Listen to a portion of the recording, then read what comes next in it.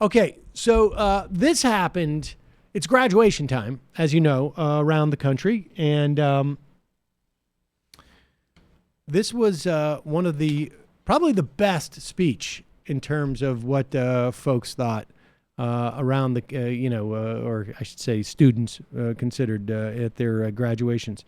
This is a guy named Robert F. Smith. He's a billionaire. Don't know how he made his money. Private equity. Great. Put that aside for a moment. Think positively, just for a moment. He is addressing almost 400 graduates at Morehouse College. I assume he's an alum there, right? Because you'll sense it from the speech. Pretty sure he's an alum. Maybe he isn't, but he's challenging other alum. Nevertheless, he has an interesting announcement to make to the 300, almost 400 kids, students, I should say, at Morehouse. On behalf of the 8 generations of my family who have been in this country, we're going to put a little fuel in your bus. Now, I've got the alumni over there, and this is the challenge to you alumni. This is my class, 2019.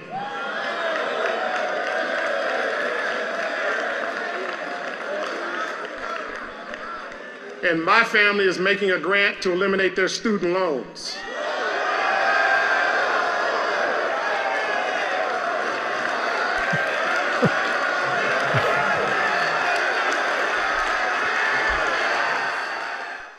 Okay, I mean, you look at the people behind, news. I think it's a faculty on the dais just going like, whoa. Apparently, chants of MVP were chanted after that. There were people who obviously very excited. It's not quite clear how much money that is. I've seen stuff like $10 to $40 million worth of debt that he'll be paying off. But nevertheless, the challenge probably should have gone out to others besides the alumni. But let's hold on that for a moment. Let's hear how Fox and Friends talk about this, because I remember when Elizabeth Warren talked about relieving everyone's college debt, not just the lucky people who happen to be sitting in that audience. They were very, very skeptical.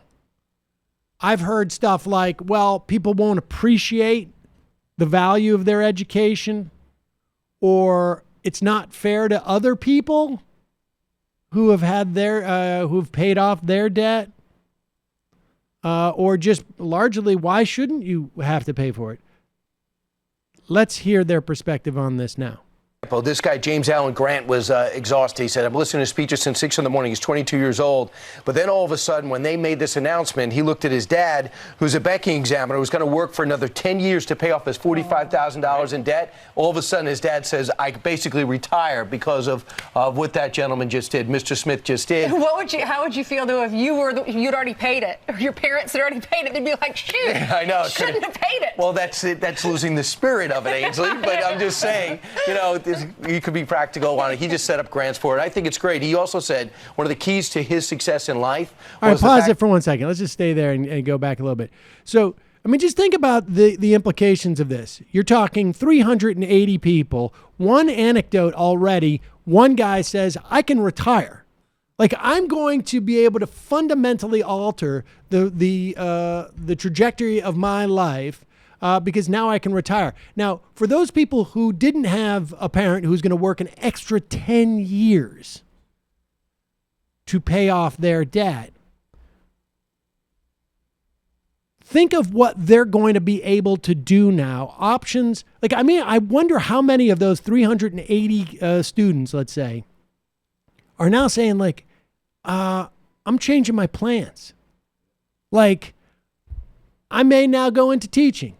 I may now go into social work. I may now be an entrepreneur. I may now be able to take care of my grandma. Whatever it is, we're going to see. I mean, apparently, I was saying this would be this is a social scientist's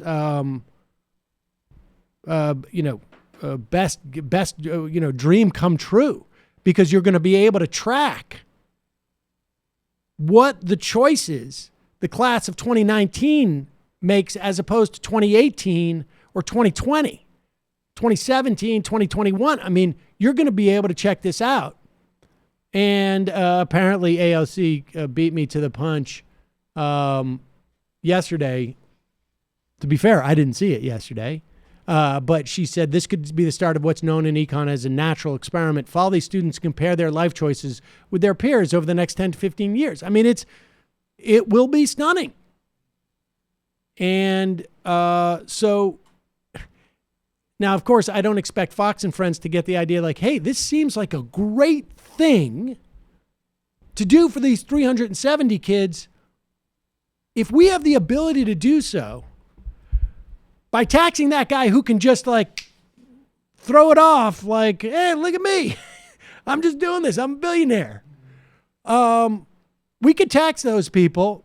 Elizabeth Warren has her wealth tax plan. Bernie has a plan. We could tax these people and do this for tens of thousands of people a year. We could do it, but they don't quite get it. Meanwhile, the stumbling on and just not quite getting it doesn't just stop there with this segment for the Fox and Friends. Here is, what's this guy's name again? Brian Kilmeade. Oh, yeah, Kilmeade. Here he is also stumbling into the value of another government program that was controversial, that I have no doubt he would be against today in retrospect and certainly at the time. But here it is. He's talking about that billionaire, Robert Smith.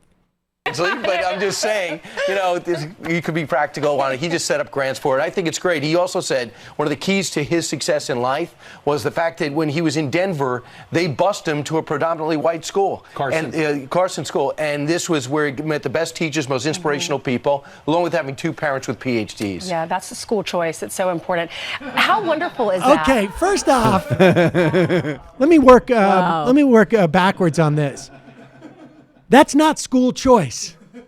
That's not school choice. When you hear school choice, that's not the program that we're talking about.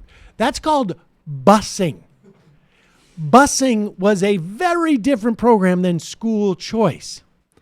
Now, I know Kilmeade, when he first looked at that casually, was like, oh, this is going to be my opportunity to talk about why white schools and white people are better than other things. I'm not going to get too deep into this. I'm just going to point it out that the white school was the best. And what he doesn't realize here was he is making an argument not only for forced busing, forced integration, but that there are how many Robert Smiths and Roberta Smiths are there? That back in that generation and generations before them and following them, who don't have access to what those kids in Carson have, are sitting there with completely unrealized potential, not just to make $1 billion, but to cure cancer, to just be a really good teacher, to, a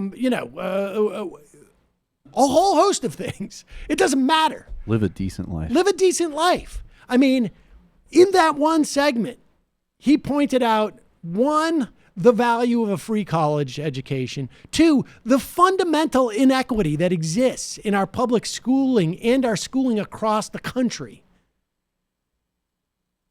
and how government has the ability to fix this.